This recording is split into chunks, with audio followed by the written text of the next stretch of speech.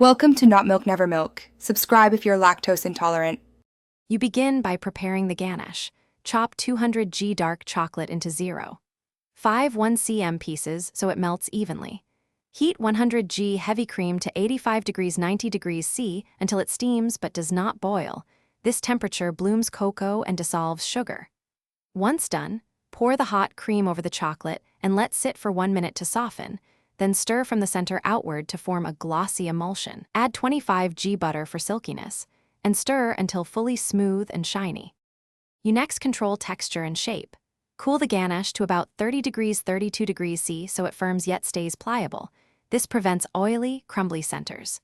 Once it reaches that range, refrigerate for 1-2 hours until scoopable.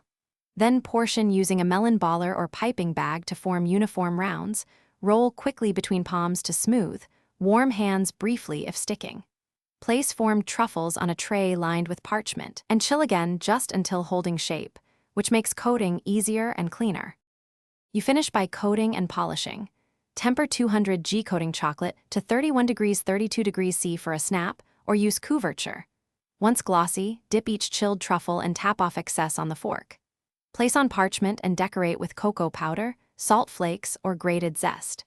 If ganache splits or becomes grainy, warm gently to 30 degrees 32 degrees C and re-emulsify by whisking. If coating blooms, retemper. Store refrigerated. Make sure to bring truffles to room temperature for 10-15 minutes. Thanks for watching. If this was helpful, leave a like and consider subscribing. See you next time.